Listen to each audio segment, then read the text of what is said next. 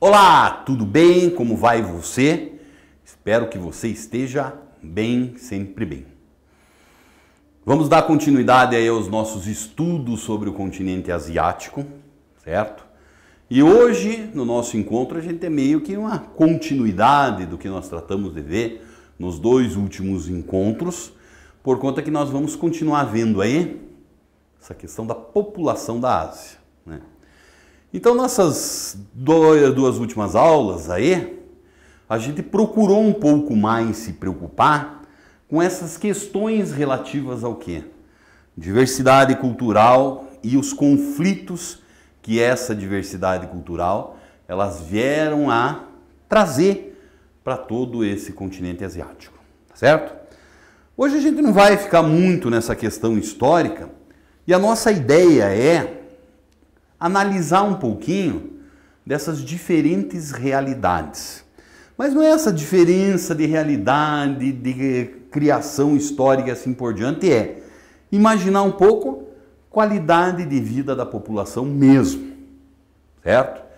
A gente sabe que hoje no planeta aí existem diversos bolsões de pobreza.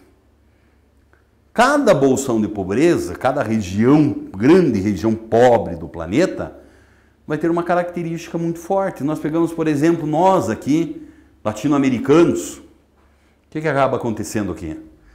Nós somos basicamente um continente rico com um monte de pobre. Por quê? Porque aqui a pobreza tem uma característica marcada pela forte concentração de renda. Uma parcela muito pequena da população ganha muito, enquanto a grande massa está por aí. É diferente, por exemplo, do que se encontra na pobreza asiática. O que nós encontramos? Vamos começar pela africana, né? A africana já é questão da exploração, da colonização, que levou à fome, que levou às grandes epidemias, às guerras civis, é a influência externa, né? Mas sem sombra de dúvidas, a fome é uma marca muito grande ali. E a nossa pobreza asiática, por exemplo, né? A pobreza asiática ela é fruto basicamente da superpopulação.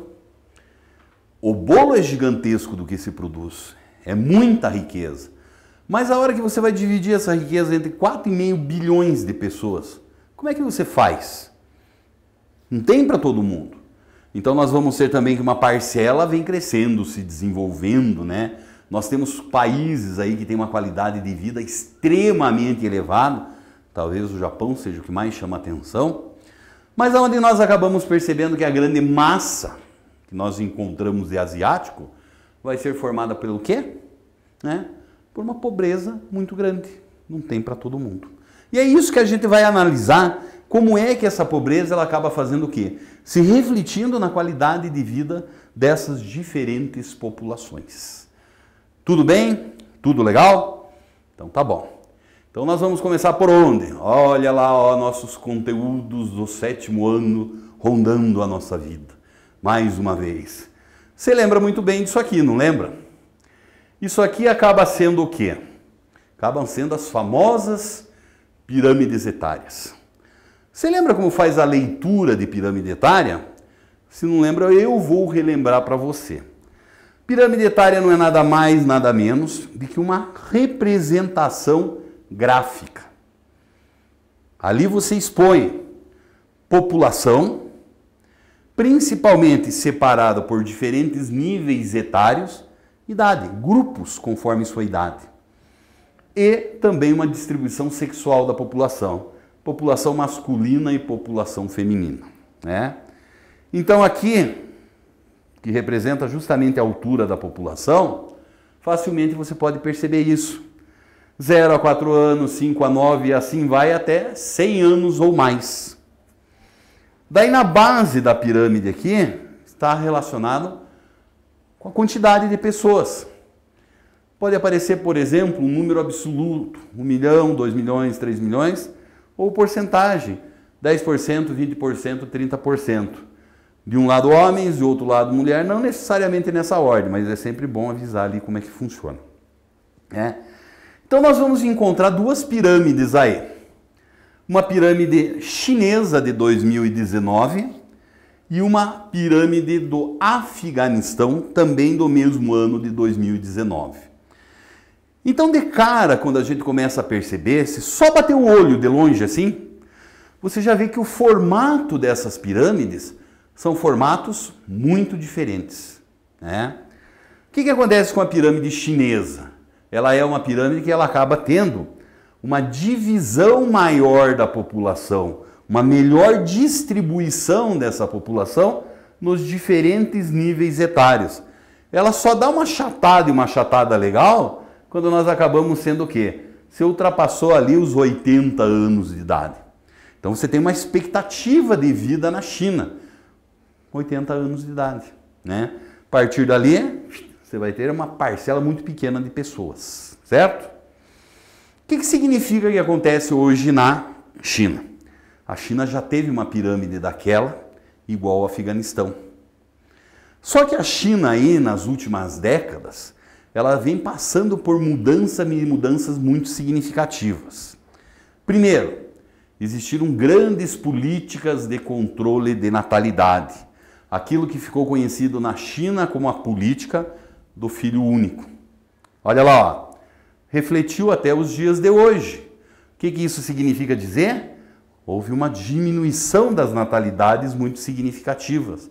E como essa política já é de algumas décadas atrás, isso foi se refletindo aí no corpo de toda a nossa pirâmide, correto? Então, se lá no passado os chineses se preocupavam com o seu elevado crescimento, com as elevadas natalidades, hoje a gente já vê que os chineses eles estão preocupados com o contrário, né? Porque se essa tendência continuar acontecendo, de natalidade diminuindo, eles vão ter um problema muito grande no futuro. Qual é o problema muito grande que eles vão ter no futuro? O problema muito grande é que vai faltar mão de obra. O que eles vão fazer? A China teve um grande desenvolvimento econômico por conta de sua grande quantidade de mão de obra. Então sempre foi um fator que tratou de definir muito bem a realidade daqueles países ali. O Afeganistão daí já está lá na outra ponta. Você está percebendo? Se nós temos aqui uma transição demográfica muito forte acontecendo na China hoje, lá no Afeganistão existe uma diferença e uma diferença muito significativa, né? Base larga da pirâmide, natalidade muito elevada, típica de país subdesenvolvido, né? E você tem aqui, ó quanto demora para essa população ir diminuindo. A população aqui, ela já começa a diminuir a partir basicamente dos 20 anos de idade. Então, os trabalhadores têm uma curta expectativa de vida, o que não é nada legalzinho aí, tá bom? Então, você percebe aí, se você for pegar, por exemplo, uma pirâmide japonesa, ela é muito diferente disso aqui, mas as dos países pobres estão lá, tá? E aí a gente pode perceber, através dessa tabela, que vão existir o quê? Diferenças muito significativas. Por exemplo, nós temos aqui alguns países da chamada Ásia Ocidental. Não se preocupa muito com essa questão relacionada com o número. Qual é, por exemplo, o IDH? Qual é a expectativa de vida? Não, não é essa a ideia. Você não tem que decorar número. Você sabe muito bem o que é o IDH. Índice de Desenvolvimento Humano. Então, é, por assim dizer, a qualidade de vida dessa população. IDH utiliza o quê? A saúde, a educação, tá? E, além disso também, nós vamos encontrar a renda da população para determinar isso aí. Então você pega, por exemplo, essa Ásia Ocidental. O que acaba acontecendo? Se tem países, como é o caso de Israel, que ele vai ter um dos maiores IDHs do planeta. Qualidade de vida da população é muito elevada. Taxa de mortalidade baixa, taxa de natalidade baixa, taxa de mortalidade também baixa, expectativa de vida muito elevada, né? Mas daí nós vamos encontrar, né, vizinhos, teoricamente deles, é o caso de um Iêmen da vida. Se você lembrar na aula passada, eu chamei a sua atenção que ela está tendo um grande conflito. Ele vai conseguir um IDH de 0,452, lá é 0,903. A mortalidade de 21 saltou para 31. A natalidade, a mortalidade de 5 para 7. E talvez o que mais chama a atenção, a expectativa de vida. Se o israelense é um cidadão que ele vive bem, ele vai tratar de viver o quê? Mais de 82 anos? O que acontece com o pessoal do Iêmen? Não chega a 64.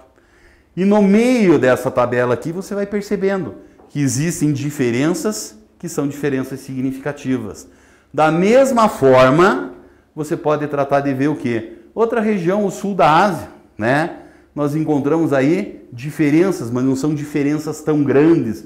Então os países apresentam condições que são condições mais parecidas, mais homogêneas. Tá?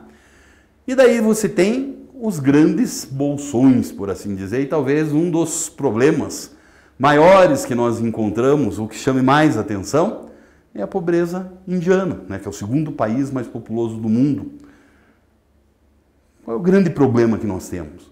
Ainda hoje, um sistema de castas. Né? A casta é uma forma de estratificação social, onde basicamente quem faz parte do grupo não pode nunca migrar para outro. Por exemplo, nós aqui no Ocidente, nós classificamos, nós estratificamos em classes sociais. Pensar assim grosseiramente, rico e pobre. Mas existe a oportunidade do pobre um dia ser rico, e vice-versa também pode acontecer. Né? Na China, não. Eles dividem assim. Se você faz parte do Brahma, que é o primeiro grupo de sacerdotes, todo mundo que nascer aqui vai viver aqui.